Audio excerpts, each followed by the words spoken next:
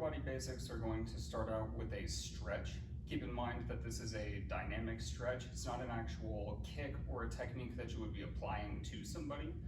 That being said, the goal is to get a good stretch all the way from your glute medius, your upper back, clear down to your heel. Leg is going to be straight, pulling your foot, your toes up. Stepping out into a ready position, stepping out front stance, cross your arms up high, double down block and key on. Key on here, stretch, getting your leg up as high as you can. Exhale on the kick and on that block there. You should feel a pull in your legs back there.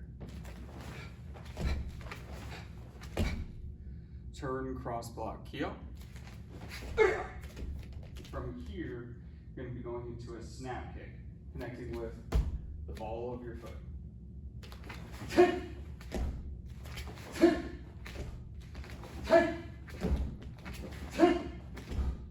Turning towards your back leg, cross block, key up.